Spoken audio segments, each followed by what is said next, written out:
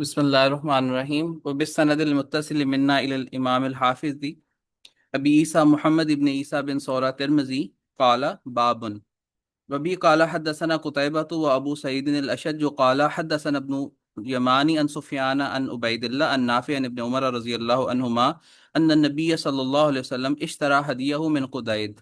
قال أبو عيسى هذا حديث غريب لا نعرفه من حديث الثوري إلا من حديث يحيى بن اليمان وروي عن نافع أن ابن عمر رضي الله عنهما اشترى من قديد. قال أبو عيسى وهذا أصح. جاوید جی آواز آ رہی ہے؟ جی استاد جی.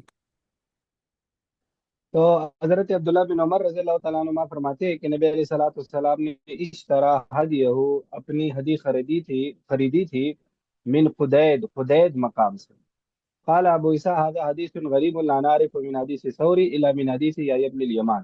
دیکھو اس حدیث میں غرابت یہ ہے کہ جیسے انہوں نے آگے بیان کیا کہ یہ نبی علیہ السلام نے نہیں خریدی تھی، یہ حضرت عبداللہ بن عمر نے خریدی تھی. نبی علیہ الصلوۃ والسلام جو اپنی ہدایات تھی وہ آپ مدینہ منورہ سے ہی ساتھ لے کر آئے تھے. تو اس لیے آگے فرماتے ہیں وروی عن نافع ان ابن عمر اشترى من قدید قال ابو عیسیٰ وهذا اصح. تو یہ جو یحییٰ بن یمان ہے انہوں نے اس میں یہ غلطی کی ہے، انہیں نبی علیہ الصلوۃ والسلام کی طرف کیا کیا ہے، منسوب کیا ہے. جی آگے. باب ما جاء في تقليد الهدي للمقيم وبه قال حدثنا قتيبة قال حدثنا الليث عن عبد الرحمن بن القاسم عن أبيه عن عائشة رضي الله عنها أنها قالت فتلت قلائد هدي رسول الله صلى الله عليه وسلم ثم لم يحرم ولم يترك شيئا من الثياب. قال أبو عيسى هذا حديث حسن صحيح والعمل على هذا عند بعض أهل العلم. قالوا إذا قلد الرجل الهدي وهو يريد الحج لم يحرم عليه شيء من الثياب والطيب حتى يحرم. وقال بعض أهل العلم إذا قلد الرجل الهدي فقد وجب عليه ما وجب على المحرم.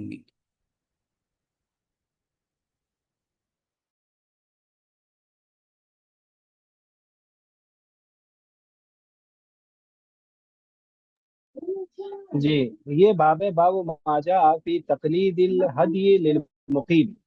دیکھو تقلید یہ قلادہ سے، قلادہ کا مطلب ہوتا ہے ہار پہنانا. تو اس کا مطلب یہ ہے کہ ہدی جو ہدی کا جانور ہے اس کو ہار پہنانا للمقیم، اس آدمی کے لیے جو ابھی مقیم ہے، یعنی جس نے ابھی کوئی احرام وغیرہ نہیں باندھا. تو حضرت عائشہ رضی اللہ تعالیٰ عنہ فرماتی ہیں کہ فتل تو میں بٹا کرتی تھی قلع اداہدی رسول اللہ صلی اللہ علیہ وسلم، نبی علیہ السلام کی ہدی کے قلادوں کو یعنی ہار کو. ثم لم یحرم، پھر آپ احرام میں نہیں ہوتے تھے. ولم یترک شیء من الثیاب، اور آپ کپڑوں میں سے کپڑے نہیں چھوڑتے تھے، یعنی مطلب یہ ہے کہ آپ سلے ہوئے کپڑے پہنتے تھے. جو ممنوعات احرام ہے وہ ان سے رکتے نہیں تھے. قال ابو عیسیٰ هذا حدیث حسن صحیح والعمل على هذا عند بعض اهل العلم. قال اذا قلد الرجل، کہ جب آدمی ہار پہنا ہے ہدی کو وہ یرید الحج، جبکہ وہ حج کا ارادہ کر رہا ہو، لم یحرم علیہ شیء من الثیاب، تو اس پر کوئی کپڑے وغیرہ حرام نہیں ہوتے، والطیب نہ خوشبو، حتی یحرم، یہاں تک کہ احرام نہ باندھے. وقال بعض اہل العلم، اور بعض عالم فرماتے ہیں اذا قلد الرجل الہدی، جب آدمی ہدی کو قلادہ پہنائے، فقد وجب علیہ، تو اس پر واجب ہے، ما وجب علی المحرم، جو محرم پر واجب ہے. تو دیکھیں ظاہر ہے احرام جو ہے نا وہ باقاعدہ جب انسان احرام باندھتا ہے، یعنی حج اور عمرے کی نیت کرتا ہے اور تلبیہ کہنا شروع کرتا ہے، تو اس کو کہتے ہیں احرام باندھنا. تو محض ہدی کے جانور کو ہار پہنانے سے وہ واجب نہیں ہوتی. تو تقلید کا مطلب ہوتا ہے ہار پہنانا، پٹھا ڈالنا جانور کے گلے میں. وہ غیر مقلدین یہی کہتے ہیں کہ بھائی آپ لوگ مقلدین ہیں تو آپ لوگوں کے گلے میں پٹھے ڈالے ہوئے ہیں. تو ہم اس کا جواب یہ کہتے ہیں کہ دیکھو ہاں ہم نے یعنی پٹھے ڈالے ہوئے ہیں اپنے ائمہ کے. تو جو آدمی قلادہ یا پٹھا ڈالتا ہے تو پھر وہ گم نہیں ہوتا نا. تو ہم کہتے ہیں اس طرح سے ہم گم نہیں ہوتے. تو خیر یہ تو ایک اس طرح سے نوک جوک جلتی رہتی ہے. تو تقلید کا مطلب ہوتا ہے کوئی قلادہ، ہار یا پٹھا گلے میں ڈالنا. جی آگے. ایکسکیوز می سر، پہلے جی لوگ یہ بھی تو کرتے تھے کہ پہلے بعض دفعہ وہ اپنے جانور کو وہ کلادہ باندھ کے تو وہ دوسرے قافلے کے ساتھ بھیج دیتے تھے، خود بعد میں بھی چلے جاتے تھے. ایسے بھی ہوتا تھا؟ ہاں بالکل ایسے، بالکل اس طرح سے بھی ہوتا تھا. جی بالکل صحیح ہے. تو سر وہ پھر اگر اس حدیث کے مطابق دیکھا جائے، جیسے یہ کہہ رہے ہیں کہ جی جیسے ایک لادہ باندھ دیا تو ان کے اوپر ساری پابندیاں عائد ہوگی، تو پھر یہ تو ٹھیک نہیں ہے نا کہ جب تک احرام نہیں بندہ باندھتا تو پابندیوں میں نہیں آتا. ہاں تو اس میں کیا ہے؟ سر جیسے یہاں پہ وہ تھوڑا سا ہو رہا تھا نا کہ بھئی لادہ والا جو ہے وہ اس کے اوپر ساری پابندیاں عائد ہو جائیں گی، تو ایسے تو نہیں ہے نا، احرام سے پابندیاں عائد ہوتی ہیں نا، یہ کلیئر کرنا چاہ رہی تھی. ہاں بالکل، بعض علماء کیا یہی ہے کہ بھائی فلادہ بھی دراصل ایک قسم کے احرام کی عملی صورت ہے. وہ اس کو یوں کہتے ہیں کہ یہ پریکٹیکلی احرام ہے. ایک تو قولی احرام ہوتا ہے، ایک پریکٹیکلی احرام ہوتا ہے، تو وہ اس کو عملاً احرام کہتے ہیں. سمجھ میں آ گیا؟ سر قولی کون سے ہے؟ قولی قولی تو احرام وہی کسے ہے کہتے کہ ہاں قولی یعنی اپنے قول سے احرام باندھنا نا، کہ آدمی حج یا عمرے کا ارادہ کرے کہ اللہم انی ارید الحج والعمرہ فیسرہما لی، تو اور ساتھ وہ کیا شروع کر دے، تلبیہ شروع کر دے، تو اس کا احرام بن جاتا ہے نا. تو ٹھیک احرام میں داخل ہونے کی ایک صورت ہے، ایک پروسیس ہے، وہ قولی احرام ہے. تو بعض علماء کہتے ہیں یہ قسم کا عملی احرام ہو گیا. ٹھیک. جی آگے. باب ما جاء في تقليد الغنم وبه قال حدثنا محمد بن بشار قال حدثنا عبد الرحمن بن مهدي عن سفيان عن منصور عن ابراهيم عن الاسود عن عائشة رضي الله عنها قالت كنت افتل قلائد هدي رسول الله صلى الله عليه وسلم كلها غنما ثم لا يهرم. قال ابو عيسى هذا حديث حسن صحيح والعمل على هذا عند بعض اهل العلم من اصحاب النبي صلى الله عليه وسلم وغيرهم يرون تقليد الغنم.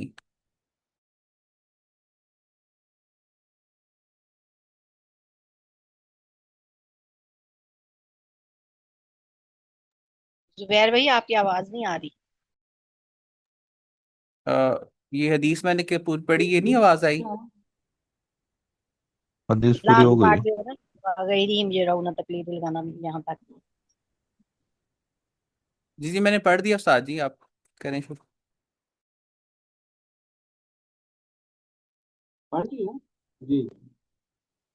تو یہ باب ہے، باب ماجا فی تقلید الغنم، کہ بکریوں کو ہار پہنانا، قلادہ پہنانا. تو حضرت عائشہ رضی اللہ تعالیٰ عنہ فرماتی ہے کہ کن تو اب میں بٹا کرتی تھی، یعنی بنایا کرتی تھی نبی علیہ السلام کے حدیث کے قلائد، کل لہا غنمن ساری بکریاں ہوتی تھی. تم ملا یورم، پھر آپ ویسے احرام میں نہیں ہوتے تھے، یعنی جو ہے نا اس سے آپ احرام میں داخل نہیں ہوتے. قال ابو عیسیٰ هذا حدیث حسن صحیح والعمل على هذا عند بعض اهل من اصحاب النبي صلی اللہ علیہ وسلم وغیرهم يرون تقلید الغنم، کہ وہ کہتے ہیں بکریوں کو بھی قلادہ پہنائیں. دیکھو شوافی اور حنابلہ کے ہاں اس طرح اونٹوں کو قلادے پہنائے جاتے تھے، ہار پہنتے تھے یا اشعار کیا جاتا تھا، تو بکریوں کو صرف قلادہ پہنائیں گے. تو بکریوں کو بھی ہار پہنانا مشروع ہے. لیکن احناف اور مالکیہ کیا یہ جو قلادے وغیرہ ہیں یہ بڑے جانور کے ساتھ خاص ہے، اونٹ اور گائے کے ساتھ خاص ہے. بکریوں وغیرہ کو ہار پہنانا یہ مشروع نہیں ہے. جی آگے. باب ما جاء اذا عتب الحدي ما يصنع به. دیکھو اس کی وجہ یہ ہے کہ آنا بھی یہ کہتے ہیں کہ یہ ہار اصل میں زمانے میں نا جوتوں وغیرہ کے کوئی ہار وغیرہ پہنائے جاتے تھے. اب ہم کہتے ہیں کہ یہ جو بکریاں ہیں یہ بڑی کمزور جانور ہے، تو وہ اتنا زیادہ بوجھ کے متحمل نہیں ہے، اس لیے ان کو نہیں پہنیں گے. جی آگے. وبه قال حدثنا هارون بن اسحاق الحمداني وقال حدثنا عبدة بن سليمان عن هشام بن عروة عن أبيه عن ناجية الخزاعي رضي الله عنه قال قلت يا رسول الله كيف أصنع بما عتب من الحدي؟ قال انحرها ثم اغمس نعلها في دمها ثم خلي بين الناس وبينها فيأكلوها. ففي الباب عن زهيب أبي قبيصة الخزاعي رضي الله عنه قال أبو عيسى حديث ناجية حديث حسن صحيح والعمل على هذا عند أهل العلم. قالوا في هدي التطوع إذا عتب لا يأكل هو ولا أحد من أهل رفقته ويخلى بينه وبين الناس يقولونه وقد أجزى عنه وهو قول الشافعي وأحمد وإسحاق رحمه الله. وقالوا إن أكل منه شيئا غريم مقدار ما أكل منه. وقال بعض أهل العلم إذا أكل من هدي التطوع شيئا فقد ضمن.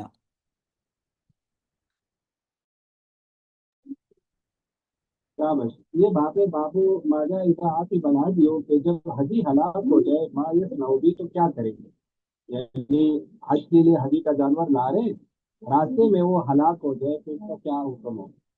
تو ناجیہ خزائی رضی اللہ تعالیٰ عنہ کہتے میں نے اس کے اللہ کے رسول صحیح پاس نہ ہو میں کیا کروں گا بیما آتی بجن الحجی جو اگر حجی ہلاک ہو جائے یعنی اصل میں ہلاک ہونے سے مراد ہے اگر وہ ہلاک ہونے لگے قال تو آپ نے فرمایا انہرہا تو ذبح کریں ثم مغمس نہ علیہا فی دامیا پھر اس کا جو جوتا وغیرہ ہے اس کو خون میں ڈبو دیں یعنی اس پر خون تھوڑا سا مل لیں تاکہ پتہ چلے کہ یہ حدیث کا جانور ہے ثم خلی بین الناس و بینا پھر لوگوں کو اور اس کے درمیان یعنی آپ اس کو چھوڑ دیں یعنی لوگوں کے لیے چھوڑ دیں فیأکلوها تاکہ لوگ اس کو کھا لیں وفي الباب عن ذؤيب وابي قبيصة الخزاعي قال ابو عيسى حدیث صحابی حدیث صحیح اور عمل اسی پر علیہ علم کیا انہوں نے تطوع والی حدیث میں کہا اذا عاصم جب ہلاک ہو جائے لا یاکل ہوا خود نہیں کھائے گا ولا من اہل رفقتی نہ اس کے جو ساتھی ہیں قافلے میں وہ بھی نہیں کھائیں گے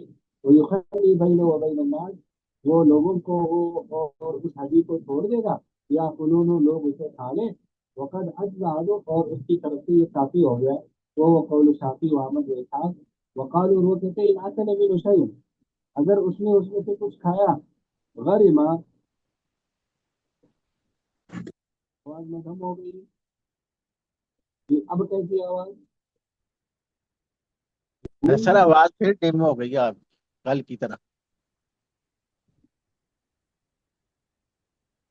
کلیئر نہیں آ رہی اب کیسی ہاں جی اب ٹھیک ہو گئی جی تو فرمایا کہ ان اکل منو اگر اس میں سے کھا لے غریم مقدار ما اکل منو تو وہ ضامن ہوگا اتنی مقدار کا جتنا اس نے کھایا ہے یعنی اس کی مثلا اگر اس نے 1 کلو گوشت کھایا ہے تو اس کا ضمان دینا پڑے گا اس کے پیسے دینے پڑیں گے وقال بعض عالم اذا اکل من ہدی تطوع جب ہدی تطوع سے کھا لے شیئن کچھ فقط ضمن ہے تو وہ ضامن ہوگا دیکھو ہدی اور یہ قربانی کے بارے میں بھی اصول یہ ہے کہ اگر کوئی آدمی جو ہے نا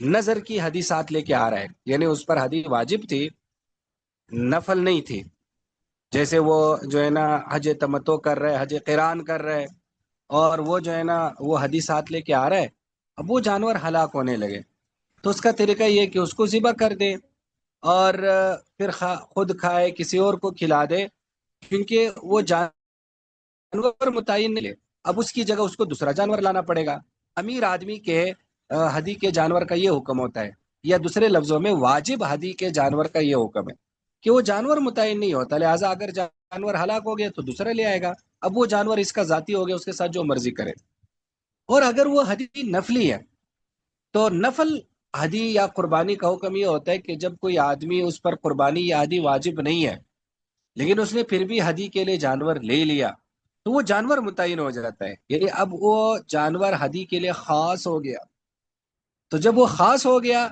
اب اگر وہ جانور ختم ہو گیا تو دوسرا جانور واجب نہیں ہے جب تک وہ جانور ہے تو وہ ہدی ہے تو لہٰذا پھر وہ غربا کا اس کو حق ہے تو اس کو ذبح کرے گا اور گوشت غربا کو بانٹے گا تو جو اغنیا ہے اور جو مالک ہے وہ اس میں سے نہیں کھائیں گے اور یہ جو اس کا قلادہ ہے نا اس کو خون میں ڈبونے کا مقصد یہی ہے تاکہ اس کو چھوڑ دے کوئی بھی قافلہ آ رہا ہے وہ اس میں سے پتہ ان کو لگے گا کہ یہ ہدی کا جانور ہے چلو اس میں سے کھاتے ہیں تو وہ اس میں سے گویا کہ کھا لیں گے تو یہ گویا کہ حکم ہے تو جو نفل ہدی ہے وہ چونکہ ہدی کے لیے متعین ہو گئی تو اب وہ خود اس کو گویا کہ نہیں اس میں سے کھا سکتا اور جو ہے نا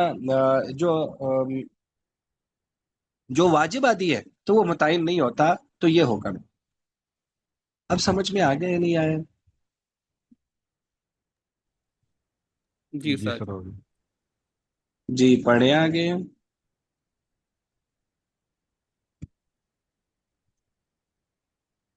باب ما جاء في ركوب البدنة وبه قال حدثنا قتيبة قال حدثنا أبو عوانة عن قتادة انس بن مالک رضی اللہ عنہ ان نبی صلی اللہ علیہ وسلم رأى رجلا يسوق بدنا فقال له اركبها فقال يا رسول الله انها بدنة فقال له في الثالثة او في الرابعة اركبها ويحك او ويلك. وفي الباب عن علي وابي هريرة وجابر رضي الله عنه قال ابو عيسى حديث انس رضي الله عنه حديث صحيح حسن.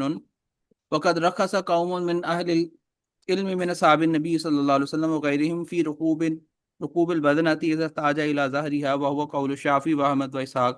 وقال بعضهم لا يركب ما لم يضطر إليه.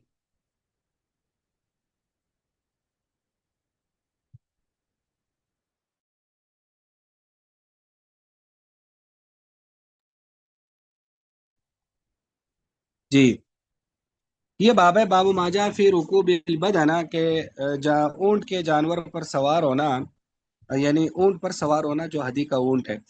تو حضرت انس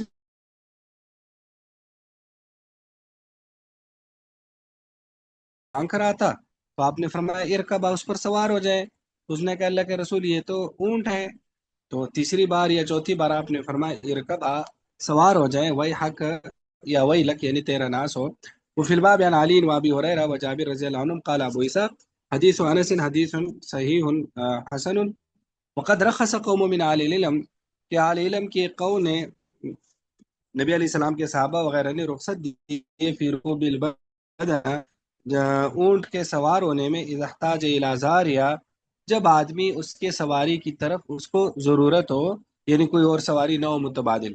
وہ قول شافعی و احمد اسحاق وقال بعضهم لا يركب ما لم يضطر الیہ، کہ اس وقت تک سوار نہیں ہو جب تک وہ بالکل بہت ہی اضطرار کی حالت میں نہ ہو، یعنی اس کے بغیر چارہ ہی نہ ہو. تو دیکھو جو ہدی کا جانور ہوتا ہے نا، اس پر سواری کرنا یا اس سے نفع اٹھانا، جیسے اس کا دودھ وغیرہ استعمال کرنا، یہ جائز نہیں. تو چونکہ اس نے اللہ کے لیے اسے وقف کر دیا ہے.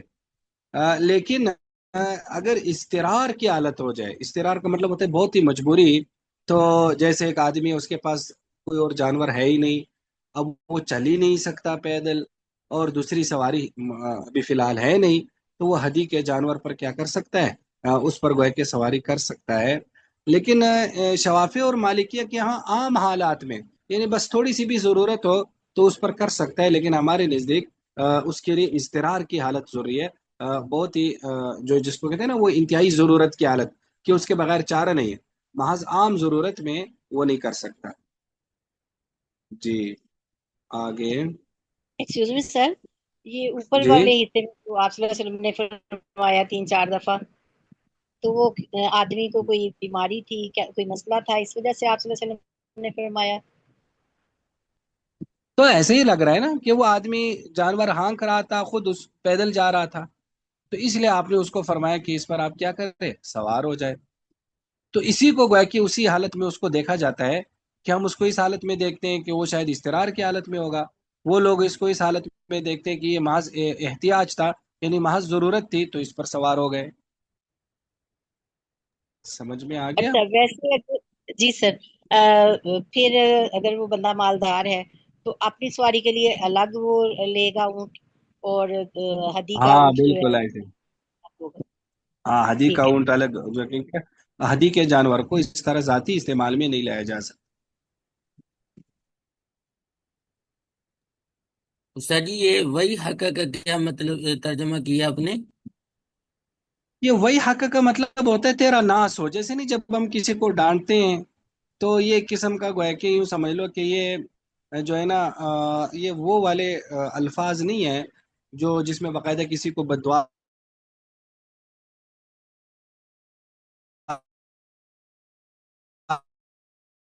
دینی ہوتی ہے. تو دعا ویسے وہی لکا وہی حق تو ہلاک ہو، لیکن جب ایسے موقع پر جب اس کو یوز کیا جاتا ہے تو مقصد صرف ایک ڈانٹنا ہی ہوتا ہے، باقاعدہ بددعا وغیرہ جی نہیں استاد ہوتی. جی.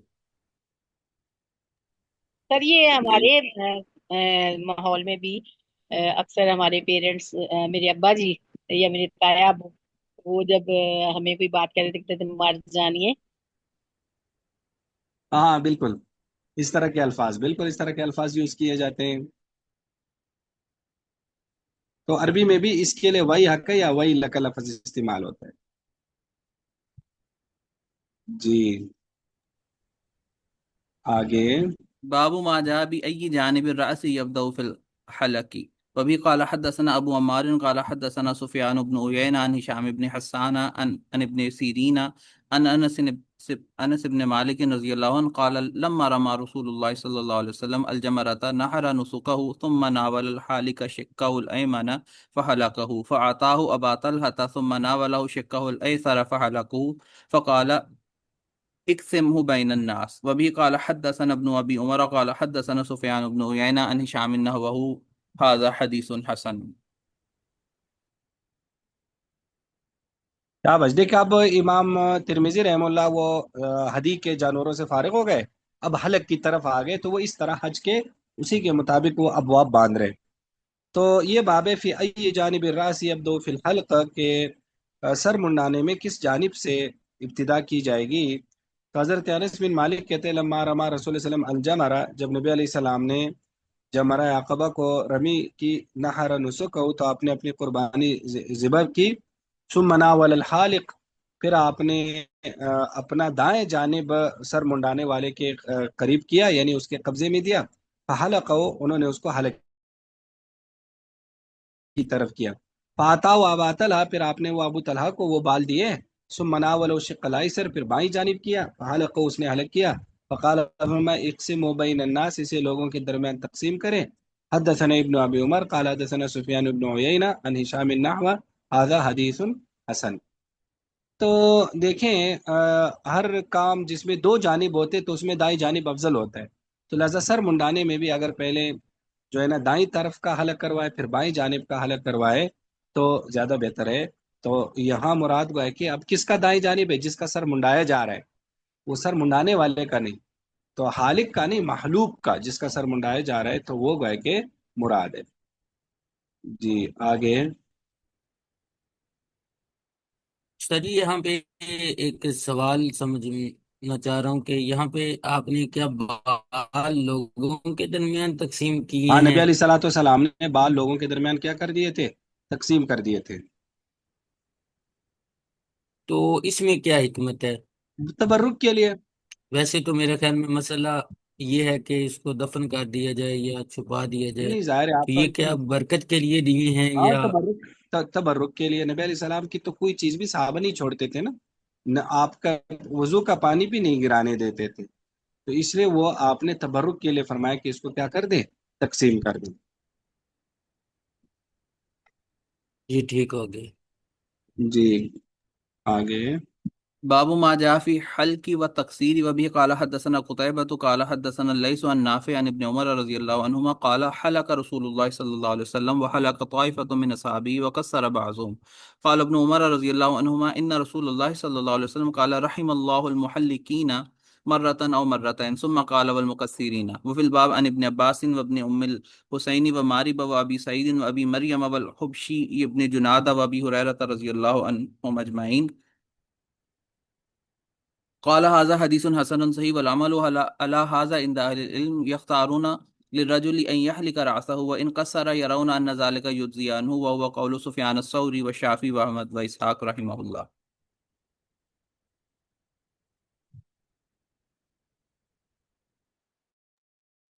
क्या बस। तो ये बाब है, बाब माजा फिल हल्क व तकसीर। हल्क का मतलब होता है सर मुंडाना, और तकसीर का मतलब होता है बाल तराशना, यानी सिर्फ कटवाना। हजरत अब्दुल्लाह बिन उमर फरमाते हैं कि हालांकि रसूल सल्लल्लाहु अलैहि वसल्लम ने हलक करवाया, यानी सर के बाल मुंडवाए। वहालक ताइफत मिन असहाबी, आपके सहाबा की एक जमात ने भी। वक़स्सर बाज़ुम, बाज ने कसर किया, यानी सिर्फ बाल तराशे। क़ाल इब्न उमर इन रसूल सल्लल्लाहु अलैहि वसल्लम रहिमल्लाहुल मुहल्लिकीन, कि नबी अलैहि सलाम ने फरमाया कि अल्लाह ताला हलक करवाने वालों पर रहम करे, एक बार या दो बार, यानी उनके लिए एक या दो बार दुआ की। फिर तीसरे बार आपने मुकस्सिरीन, बाल कटवाने वालों का भी जिक्र किया, तो गए कि उनको अफजल करार दिया जिसने हक करवाया। व फिलबाब अन इब्न अब्बास व इब्न उम्मिल हुसैन व मारिब व अबी सईद व मारिब सईद व अबी मरियम व बशी इब्न जुनादा व अबी हुरैरा रज़ियल्लाहु अन्हु क़ाल हाज़ा हदीसुन हसनुन सहीहुन वल अमल अला हाज़ा इंद अहल इल्म यख्तारून लिर्रजुल, के आदमी के लिए, मर्द के लिए मुस्तहब ये कि वो हलक करवाए। व इन कस्सरा, अगर वो कसर का, तो वो ये समझते हैं कि भी काफ़ी है। वो कौल सुफियान सौरी व शाफी व अहमद व इसहाक़। تو دیکھو حلق اور قصر دونوں جائز ہے، حلق بھی کروا سکتے ہیں، قصر بھی کروا سکتے ہیں، لیکن حلق افضل ہے، حلق جو ہے نا وہ افضل ہے۔ ایک تو اس میں ظاہر ہے کسی کی صفائی کا اہتمام کہ ایک تو یہ، دوسرا اس میں یہ ہے کہ جب وہ حلق کروائے گا تو بال تو جلدی بڑے نہیں ہوتے نا، تو لہٰذا احرام کا یہ جو اثر ہے یا حج اور عمرے کا اثر ہے کافی دیر تک رہے گا، تو باقی لوگ محسوس بھی کریں گے کہ یہ حج اور عمرہ کر کے آیا ہے، تو ایک قسم کا گویا کہ سب میں نمایاں ہوگا۔ اگر وہ حلق ہی نہیں کرے گا تو اس کے اور باقیوں میں کوئی خاص فرق نہیں ہوگا جب وہ گھر آئے گا، تو اس لیے بھی اس میں ایک قسم کی گویا کہ افضلیت ہے۔ تو باقی اس میں یہ ہے کہ کتنے سر کا حلق کروانے سے احرام جو ہے نا وہ گویا کہ ختم ہوگا، یعنی احرام سے نکلنے کے لیے، تو اس میں وہی اختلاف ہے مسائل الرأس میں، رحمہ کے نزدیک پورے سر کا حل کرے یا قصر کرے، اگر ایک بال پر بھی کھینچی نہیں گئی تو اس کا گویا کہ احرام نہیں کھلے گا۔ اور آناف میں سے سائن کے نزدیک کم از کم آدھے سر کا حلق یا قصر ہو۔ امام شافی کیا 3 بال بھی کاٹے گا تو کافی ہے، اور امام ابو حنیفہ رحمہ اللہ کا وہی مشہور مسلک جو مسح الراس میں کہ چوتھائی سر کا حلق ہو، سر کا حل کرے تو ٹھیک ہے۔ جی آگے، وہ آگے عورتوں کا آ رہا ہے۔ باب ما جاء في كراهية الحلق للنساء وبه قال حدثنا محمد بن موسى الجرشي البصري قال حدثنا أبو داود الطيالسي قال حدثنا همام عن قتادة عن خلاص بن عمرو عن علي رضي الله عنه قال نهى رسول الله صلى الله عليه وسلم أن تهلك المرأة رأسها. وبه قال حدثنا محمد بن بشار قال حدثنا أبو داود قال حدثنا همام عن خلاص النحو ولم يذكر فيه عن علي رضي الله عنه. قال أبو عيسى حديث علي فيه استراب وروي هذا الحديث عن حماد بن سلمة عن قتادة عن عائشة رضي الله عنها أن النبي صلى الله عليه وسلم نهى أن تهلك المرأة رأسها والعمل على هذا عند أهل العلم لا يرون على المرأة حلقا ويرون أنها عليها التقصير.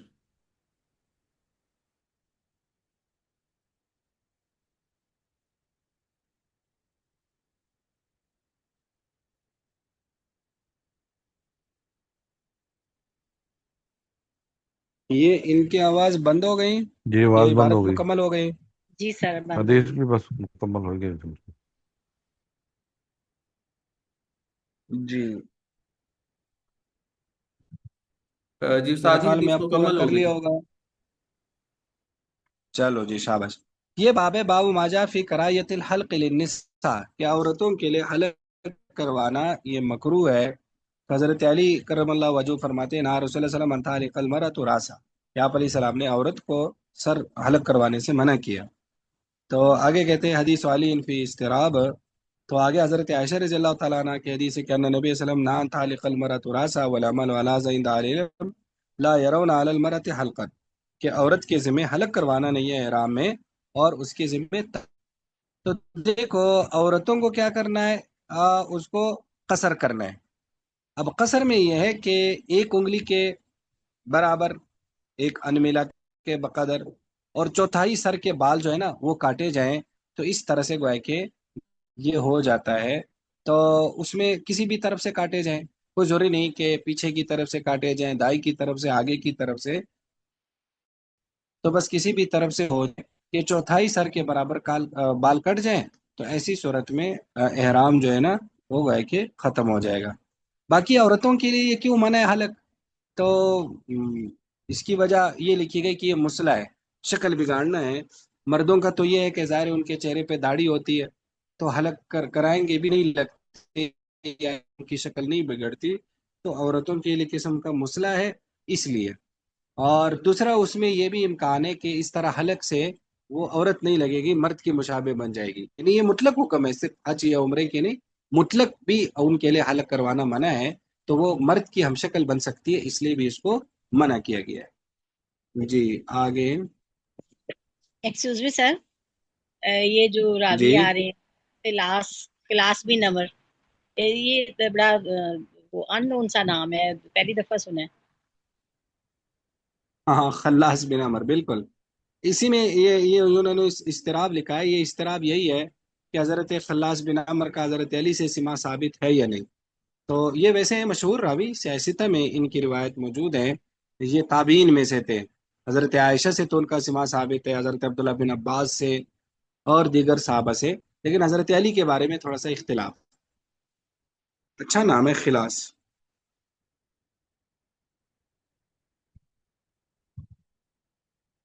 تو یہ تابعین میں سے۔ جزاک اللہ سر۔ جی آگے۔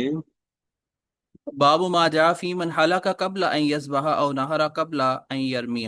وبه قال حدثنا سعيد بن عبد الرحمن المخزومي وابن أبي عمر قال حدثنا سفيان بن عيينة عن الزهري عن عيسى بن طلحة عن عبد الله بن عمرو رضي الله عنهما أن رجلا سأل رسول الله صلى الله عليه وسلم قال حلقت قبل أن أذبح قال اذبح ولا حرج. وسأله آخر فقال نحرت قبل أن أرمي قال ارمي ولا حرج. وفي الباب عن علي وجابر وابن عباس وابن عمر وأسامة ابن شريك رضي الله تعالى عنهم أجمعين. وقال أبو عيسى حديث عبد الله بن عمرو رضي الله عنهما حديث حسن صحيح والعمل على هذا عند أكثر أهل العلم وهو قول أحمد وإسحاق. وقال بعض أهل العلم إذا قدم نسكا قبل نسك فعليه دم. شابش۔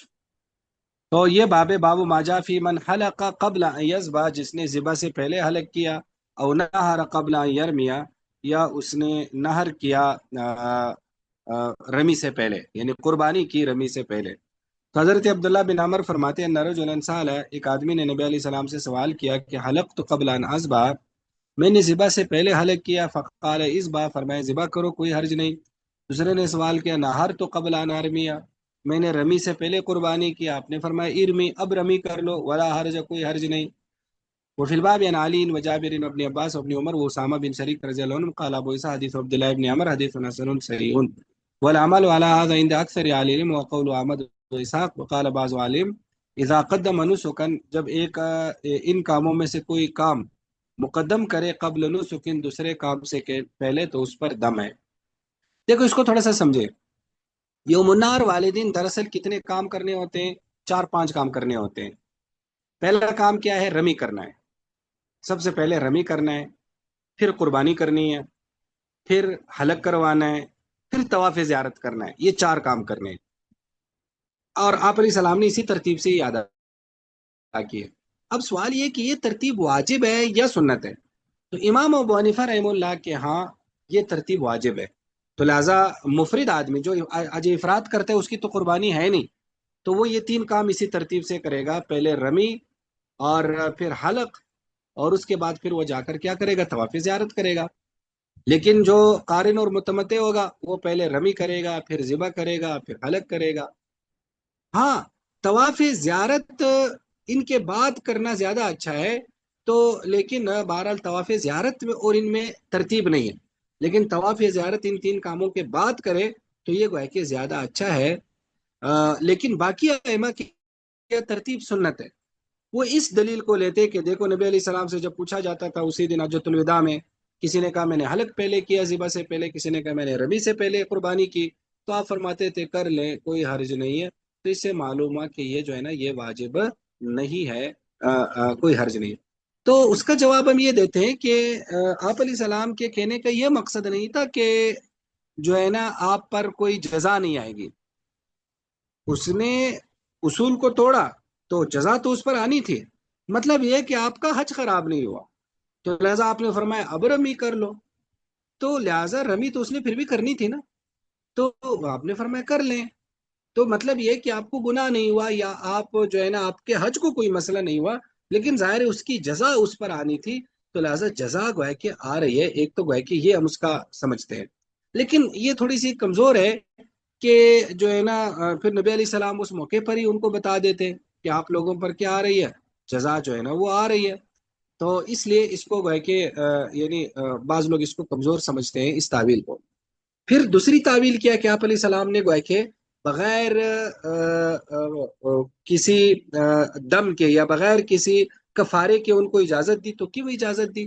تو اس کی ایک تعویل یہ کی جاتی ہے کہ دراصل اس وقت تازہ تازہ حج کے احکامات آ رہے تھے، وہی تشریع کا وقت تھا، اور صحابہ کو پتہ نہیں تھا بالکل، یعنی اس وقت حکم ہی نہیں ان کے سامنے آیا تھا نا، تو جب حکم ہی سامنے نہیں آیا تھا تو پھر ان پر چیز واجب بھی نہیں تھی نا، تو لہٰذا اس وجہ سے ان پر گویا کہ ان کو رخصت دی گئی۔ تو پھر جب ایک مرتبہ تشریح مکمل ہو گئی، احکامات آ گئے، تو لہٰذا اس وجہ سے اب بعد میں اگر کوئی کمی بیشی کرے گا تو پھر اس پر کیا ہوگا، پھر اس پر دم آئے گا، یعنی اس کو پھر کفارہ وغیرہ جو بھی ہوگی وہ اس کو دینا ہوگا۔ یہ بات سمجھ میں آ گئی یا نہیں آئی؟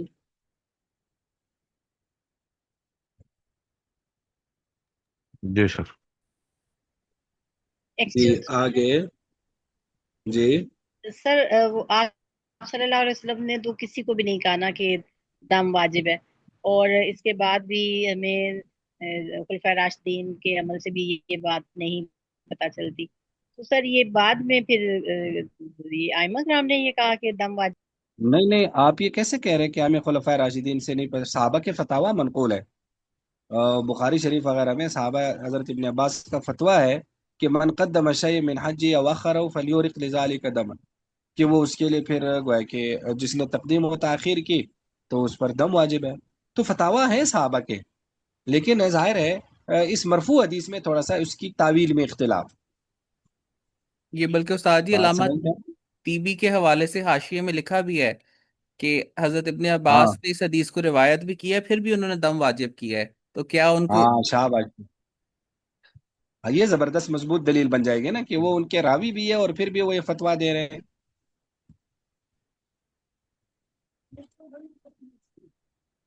اس لیے وہ پھر زیادہ وہ ہے کہ وہ مضبوط بن جاتا ہے۔ جی جی استاد جی پڑھوں؟ جی پڑھیں۔ باب ما جاء في الطيب عند الإهلال قبل الزيارة. وبي قال حدثنا أحمد بن مني قال حدثنا هشيم قال حدثنا منصور بن زعانة عن عبد الرحمن بن القاسم عن أبيه عن عائشة رضي الله عنها قالت طيبت رسول الله صلى الله عليه وسلم قبل أن يهرم ويوم النهر قبل أن يطوف بالبيت بطيب فيه مسك. في الباب عن ابن عباس رضي الله عنهما قال أبو عيسى حديث عائشة رضي الله عنها حديث حسن صحيح والعمل على هذا عند أكثر أهل العلم من أصحاب النبي صلى الله عليه وسلم وغيرهم يرون أن المهرم إذا رمى جمرة العقبة يوم النهر وذبح وحلق أو كسر فقد حل له كل شيء حرم عليه إلا النساء، وهو قول الشافعي وأحمد وإسحاق. وقد روي عن عمر بن الخطاب رضي الله عنه أنه قال حل له كل شيء إلا النساء والطيبة. وقد ذهب بعض أهل العلم إلى هذا من أصحاب النبي صلى الله عليه وسلم وغيرهم، وهو قول أهل الكوفة.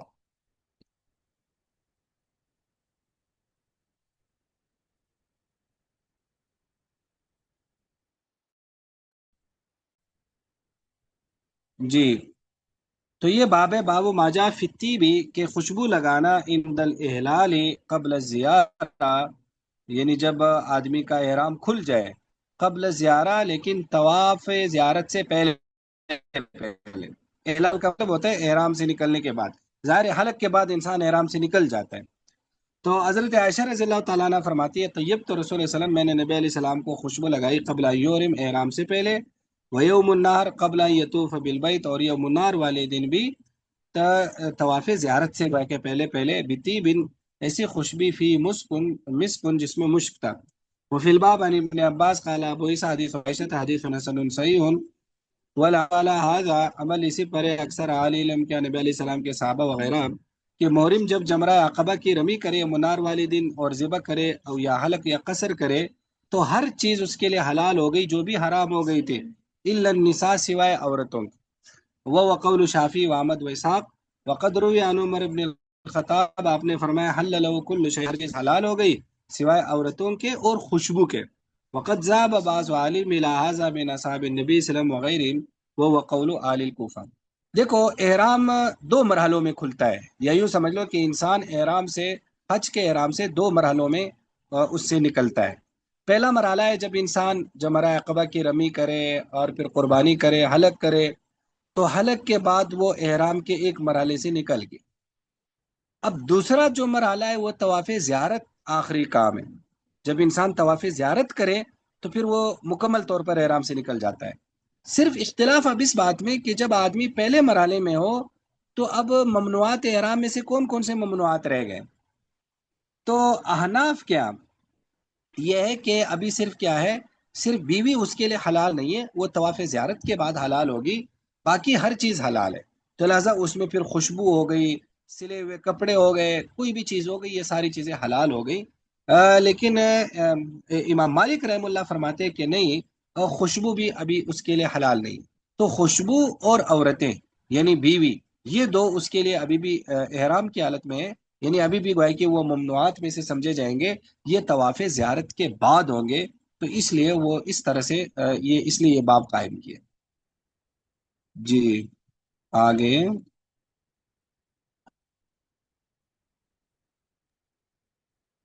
باب ما جاء متى يقطع تلبية في الحج وبه قال حدثنا محمد بن بشار قال حدثنا يحيى بن سعيد القطان عن ابن جريج عن عطاء عن ابن عباس عن الفضل بن عباس رضي الله تعالى عنهم قال أردفني رسول الله صلى الله عليه وسلم من جمع إلى منى فلم يزل يلبي حتى رمى جمرات العقبة في الباب عن علي وابن مسعود وابن عباس رضي الله تعالى عنهم قال أبو عيسى حديث الفضل رضی اللہ عنہ حدیث حسن صحیح والعمل على هذا عند اهل العلم من اصحاب النبي صلی اللہ علیہ وسلم وغيرهم ان الحاج لا يقطع تلبیۃ حتى يرمي الجمرة وهو قول الشافعي واحمد واسحاق رحمهم اللہ۔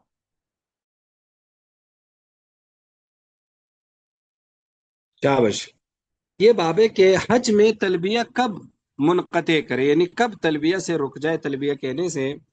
حضرت فضل بن عباس کہتے ہیں کہ ہر دفعانی رسول اللہ علیہ وسلم نبی علیہ السلام نے مجھے پیچھے بٹھایا من جمعین مزدلفہ سے منا کی طرف، فلم یزل یلبی، آپ مسل کیا فرماتے رہے، حتی رما جمرۃ العقبہ، یہاں تک کہ ہم نے آپ نے کو فلبان علی و ابن مصر رضی اللہ عنہ قال ابو عیسیٰ حدیث الفضل حدیث حسن صحیح، اور عمل اسی پر علی علم کیا نبی علیہ السلام کے صحابہ وغیرہ کہ حاجی تلبیہ نہ روکے نہ منقطع کرے یہاں تک کہ جمرہ کو رمی کرے، وہ قول شافی و احمد اسحاق۔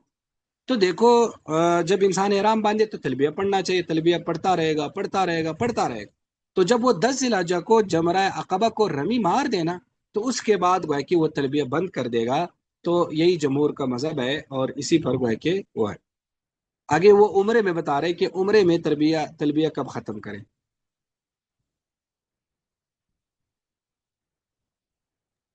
باب ما جاء متى يقطع تلبية في العمرة وبه قال حدثنا حناد قال حدثنا هشيم عن ابن ابي ليلى عن طاعون عن ابن عباس رضي الله عنهما قال يرفع الحديث انه كان يمسك عن التلبية في العمرة اذا استسلم الحجر وفي الباب عن عبد الله بن عمر رضي الله عنهما قال ابو عيسى حديث ابن عباس رضي الله عنهما حديث صحيح والعمل عليه عند اكثر اهل العلم قالوا لا يقطع المعتمر التلبية حتى يستلم الحجر وقال بعضهم اذا انتهى الى بيوت مكة قطع التلبية والعمل على حديث النبي صلى الله عليه وسلم وبه يقول سفيان والشافعي واحمد واسحاق رحمهم الله۔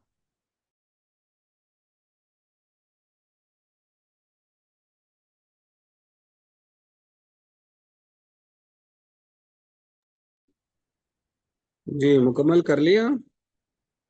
جی استاد جی۔ جی تو اب یہ ہے کہ باب ماجا متا یقطع تلبیہ فی العمرہ، کہ عمرے میں تلبیہ کب بند کرے گا۔ تو حضرت ابن عباس فرماتے ہیں کہ کان یمسک عن التلبیہ، کہ آپ تلبیہ سے رک جاتے تھے فی العمرہ عمرے میں، اذا استلم الحجر، جب حجر اسود کا استعلام کرتے تھے۔ تو یہ مرفوع کا مطلب ہے کہ اس کو نبی علیہ الصلوۃ والسلام کی طرف نسبت کرتے تھے کہ آپ علیہ السلام اس طرح سے کرتے تھے۔ وہ فی الباب عن عبداللہ ابن عمر قال ابو عیسیٰ حدیث ابن عباس حدیث صحیح، اور عمل اسی پر اکثر اہل علم کیا لائق تو المعتمر تلبیہ، کہ عمرہ کرنے والا تلبیہ نہیں بند کرے گا حتی یستلم الحجر، یہاں تک کہ حجر اسود کا استعلام کرے۔ اور بعض کہتے ہیں اذا الی بیوت مکہ، جب مکہ کے گھروں کے قریب پہنچ جائے تو تلبیہ روک دے۔ والعمل علی حدیث نبی صلی اللہ علیہ وسلم وبی یقول سفیان الشافعی و احمد و اسحاق رحمہ۔ دیکھو عمرہ کرنے والا تلبیہ کب روکے گا، تو امام صاحب کے ہاں جب وہ حجر اسود کا استعلام کرے، جس طرح حدیث میں آ رہا ہے۔ لیکن امام شافعی کیا جب وہ طواف شروع کرے، ایک ہی ہے ظاہر، استعلام کے فوراً بعد طواف شروع ہو جاتا ہے، تو کوئی زیادہ بڑا فرق نہیں ہے۔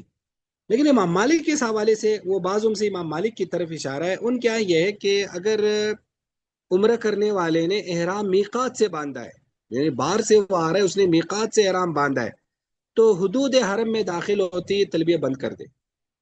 لیکن اگر اس نے احرام ہل سے باندھا ہے، جیسے اس نے جہرانہ سے باندھا، تنیم سے جا کر باندھا، یہ سارے ہل میں آتے ہیں، تو جیسے ہی وہ مکہ کی آبادی میں داخل ہو جائے تو یا مسجد حرام میں داخل ہو جائے تو تلبیہ روک دے، تو گویا کہ ان کے یہاں ذرا پہلے روکا جاتا ہے، لیکن ہمارے ہاں جب استعلام وغیرہ شروع ہو جائے تب وہ روکے گا۔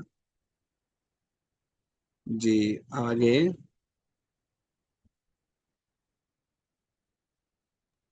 باب ما جاء في طواف الزيارة بالليل وبه قال حدثنا محمد بن بشار قال حدثنا عبد الرحمن بن مهدي قال حدثنا سفيان عن أبي زبير بن عباس وعائشة رضي الله عنهم أن النبي صلى الله عليه وسلم أخر طواف الزيارة إلى الليل.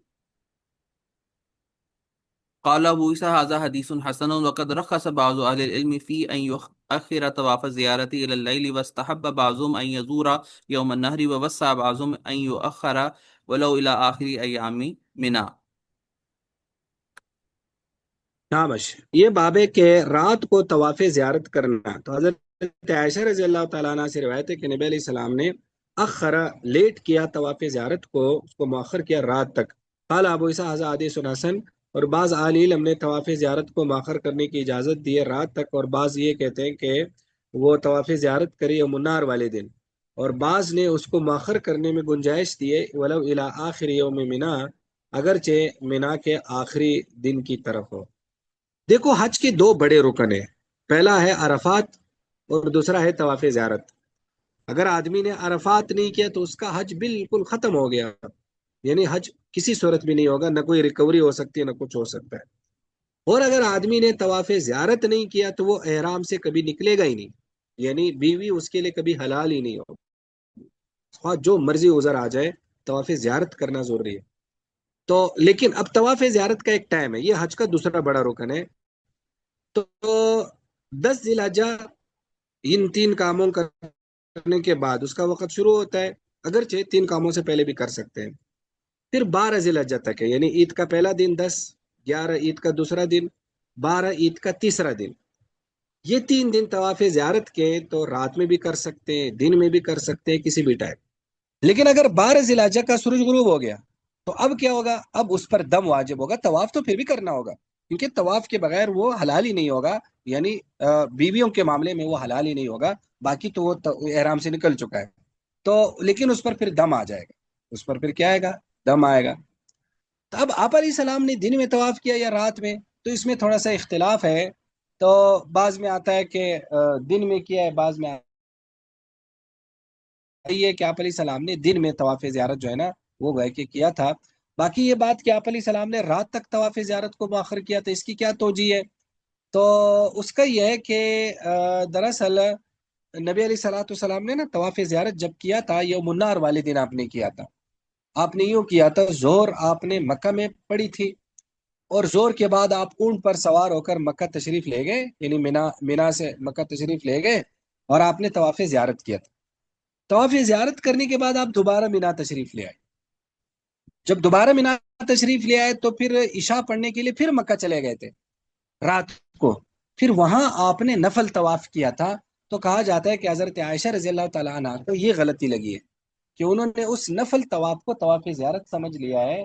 تقریباً بہت اکثر محدثین اور فقہاء اسی طرف گئے کہ آپ علیہ السلام نے دن میں طواف کیا تھا، کیونکہ آپ ظہر کے بعد ہی تشریف لے گئے تھے طواف زیارت کرنے کے لیے. لیکن ظاہر ہے رات کو بھی کر سکتے ہیں. یہ تو صرف آپ علیہ السلام کے اس عمل کے بارے میں تھوڑا سا وہ ہے کہ اختلاف ہے. جی آگے. جی جب آپ صلی اللہ علیہ وسلم طواف زیارت کے لیے گئے تھے تو حضرت عائشہ ساتھ نہیں تھی اس وقت؟ وہ تو ہمیشہ ساتھ رہتی تھی. تو نہیں ہوں گی ساتھ، ورنہ تو پھر وہ ہے کہ ان کو پتہ لگ گیا ہوگا. اصل میں نا حضرت عائشہ رضی اللہ تعالیٰ عنہ کا میرے خیال میں، خیر وہ تو طواف وداع کے موقع پر ایسا ہو گیا تھا. جی جی جی تو وہ ساتھ نہیں ہوگی نا. جی پڑھیں. باب ما جاء في نزول الابطح وبه قال حدثنا اسحاق بن منصور قال حدثنا عبد الرزاق قال حدثنا عبيد الله بن عمر عن نافع عن ابن عمر رضي الله عنهما قال كان النبي صلى الله عليه وسلم وابو بكر وعمر وعثمان ينزلون الابطح وفي الباب عن عائشة وابي رافع وابن عباس رضي الله عنهم. قال ابو عيسى حديث ابن عمر رضي الله عنهما حديث حسن صحيح غريب انما نعرفه من حديث عبد الرزاق عن عبيد الله بن عمر. وقد استحب بعض اهل العلم نزول الابطح من غير أن يروا ذلك واجبا إلا من أحب ذلك. قال الشافعي ونزول الأبطح ليس من نسك في شيء إنما هو منزل نزله رسول الله صلى الله عليه وسلم. وبه قال حدثنا ابن أبي عمر قال حدثنا سفيان عن عمرو بن دينار عن عطاء عن ابن عباس رضي الله عنهما قال ليست التحسيب بشيء إنما هو منزل نزله رسول الله صلى الله عليه وسلم. قال أبو عيسى التحسيب نزول الأبتاه. قال أبو عيسى هذا حديث حسن صحيح.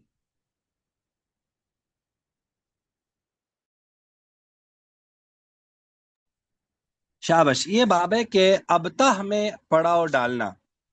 تو حضرت عبداللہ بن عمر فرماتے ہیں کہ نبی علیہ السلام، حضرت ابو بکر، حضرت عمر، حضرت عثمان رضی اللہ عنہم سب ابتہ میں پڑاؤ ڈالتے تھے. وفي الباب عن عائشہ وابی رافع وابن عباس رضی اللہ عنہم قال ابو عیسیٰ حدیث ابن عمر حدیث حسن صحیح غریب انما نعرف من حدیث عبد الرزاق عن عبید اللہ ابن عمر. یعنی یہ اسی سند سے مروی ہے. وقد استحب بعض اہل علم کہ بعض اہل علم نے ابتہ میں پڑاؤ ڈالنے کو مستحب سمجھا، بغیر اس کے کہ انہوں نے اسے واجب بہرحال نہیں سمجھا، مگر الا من احب ذالک، مگر جو چاہے.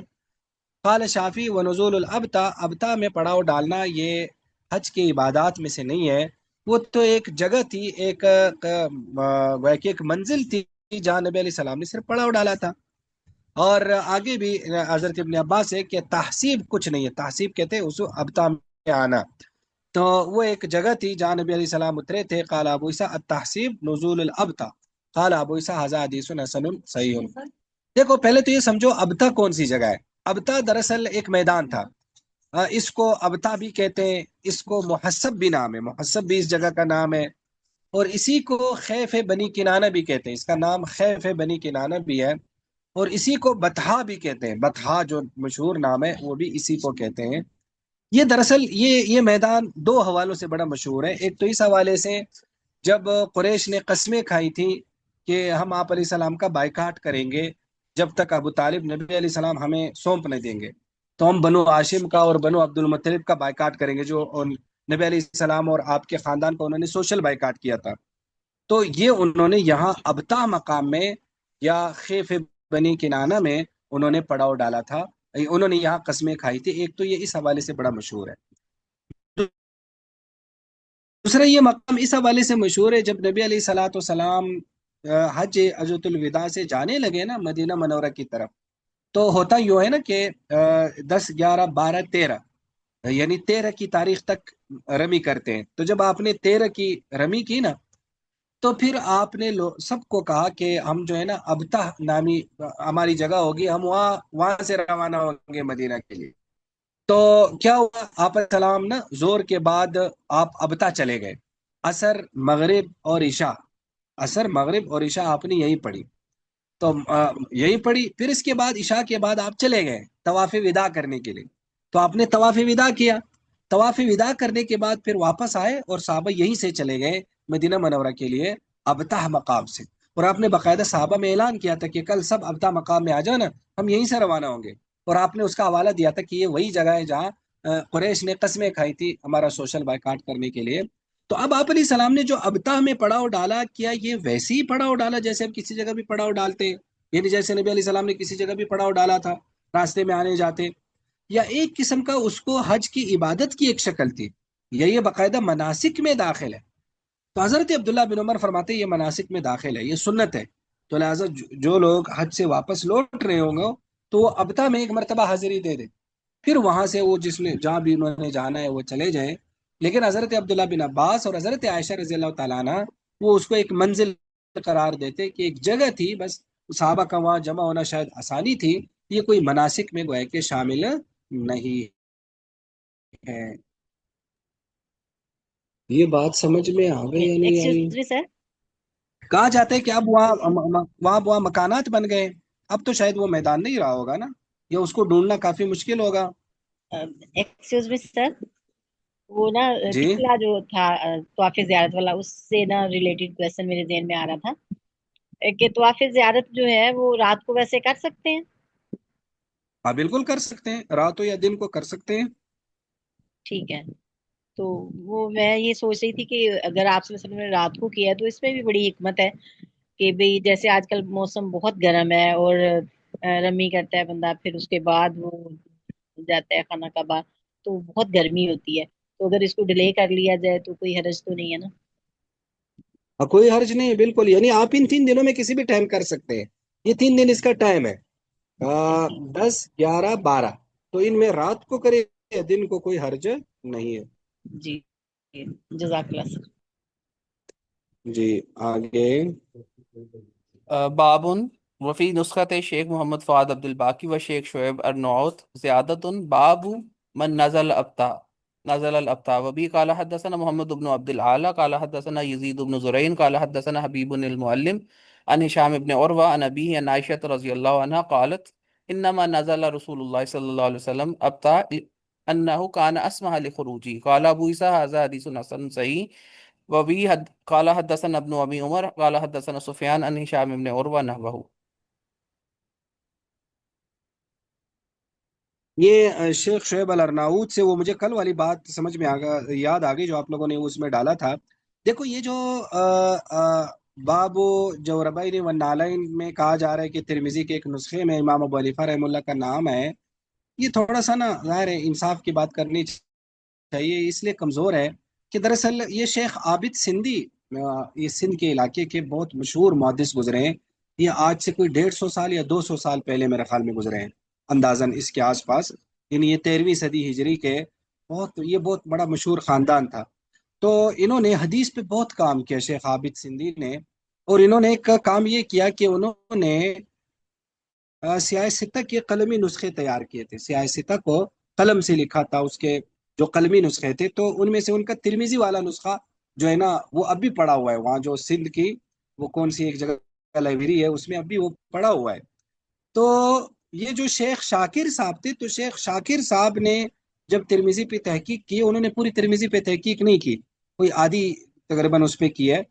تو شیخ شاکر صاحب نے اس میں جو شیخ عابد سندھی نے جہاں جہاں اپنے اس قلمی نسخے میں جو کیا تھا انہوں نے اس کو نقل کر دیا.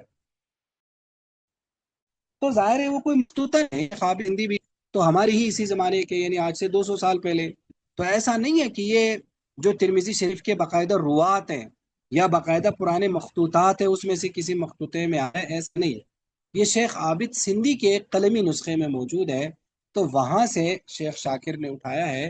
تو واللہ علم اب شیخ عابد سندھی کا گویا کہ وہ مخطوطہ دیکھنا ہوگا یا اس کو اس کی تحقیق دیکھنی ہوگی کہ انہوں نے یہ کہاں سے اٹھایا. ویسے یہ والی بات جو ہے نا امام ابو حنیفہ رحمہ اللہ بات، یہ ہماری فقہ احناف کی کتابوں میں آتی ہے، یعنی یہ فقہ احناف کی کتابوں میں بڑی مشہور ہے یہ روایت. اب ترمیزی میں بھی یہ آ رہی ہے یا نہیں آ رہی، یہ گویا کہ تھوڑا سا دیکھنا ہوگا. اور شیخ عابد سندھی رحمہ اللہ کو پتہ نہیں یہ کہاں سے ملا، ہو سکتا انہوں نے اپنی کتابوں میں کسی جگہ تصریح کی ہو، ہماری نظر سے نہیں گزرا ہو، ہم نے نہ پڑھا ہو. تو لیکن بہرحال اس کو گویا کہ دیکھنا ہوگا. تو یہ باقاعدہ کوئی مخطوطات میں نہیں یا نہ ترمذی شریف کے روات میں سے کسی راوی نے اس کو کیا ہے. اور روات تو آپ سمجھتے ہیں نا کہ کسی کتاب کے نا جب جیسے بخاری شریف ہے، جب امام بخاری رحمہ اللہ نے لکھی ہے تو اس زمانے میں کتاب کے راوی ہوتے تھے، یعنی جو امام بخاری سے اس کو نقل کرتے تھے. جیسے بہت سارے روات ہیں بخاری شریف کی، اس میں فربری بڑا مشہور ہے، تو امام فربری کا جو نسخہ ہے وہ ہمارے یہاں چلتا ہے. تو اس طرح سے کتاب کے روات ہوتے ہیں. تو ترمذی شریف کے بھی اپنے روات ہیں، تو وہ روات اور مخطوطات کا یہاں چکر نہیں ہے. یہ شیخ عابد سندھی کے ایک ذاتی قلمی نسخے میں یہ چیز لکھی ہوئی. تو آگے باب ہے، حضرت عائشہ رضی اللہ تعالیٰ عنہ فرماتی ہے کہ نبی علیہ السلام کا ابتا میں نزول ہوا لأنه كان اسمح لخروجی. دیکھو یہ والی بات کہ وہ آپ کے نکلنے کے لیے زیادہ اس میں آسانی تھی، یعنی وہ جگہ ایسی تھی کہ واپسی پر بڑی آسانی سے وہاں سے مدینے کے لیے جا سکتے تھے. اس لیے آپ علیہ الصلوۃ والسلام نے کیا کیا، وہاں سے آپ نے پڑاؤ ڈالا. قال ابو عیسیٰ هذا حدیث حسن صحیح حدثنا ابن عمر قال حدثنا سفیان عن هشام بن عروہ. نہ یہ اتنا کافی آج. جی استاد جی جی. سر. کسی کا کوئی سوال ہے یا نہیں؟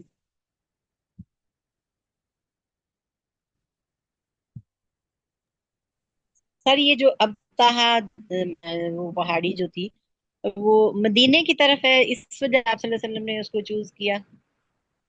ہاں ایسا ہی لگ رہا ہے کہ یہ مدینے کی طرف ہے، اس لیے وہیں سے پھر آپ نکل پڑے. بالکل. جزاک اور اللہ. اس وقت شاید یہ کھلا میدان بھی تھا نا، تو کھلا میدان ہونے کی وجہ سے بھی شاید سب کا اکٹھا ہونا وہاں ذرا آسانی تھی، جس طرح حضرت عائشہ کی اس حدیث میں کہ اسمع لخروجی، تو اس لیے ایسا کیا گیا. جی جزاک اللہ سر. اور کسی کا کوئی سوال ہے؟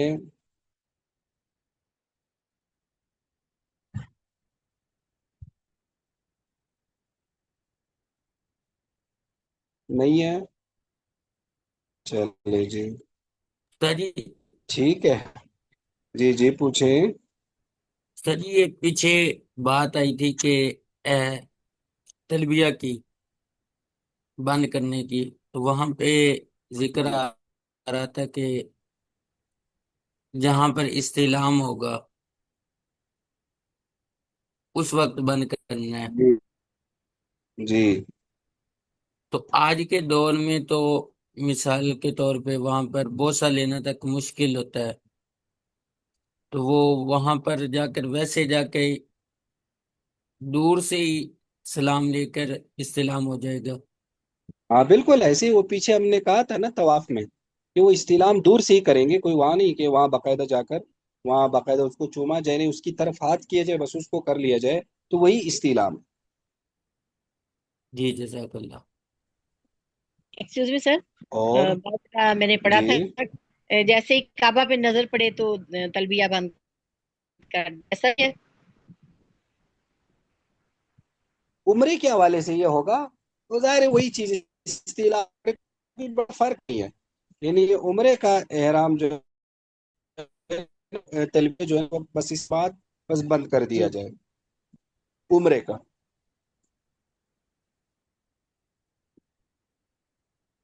اور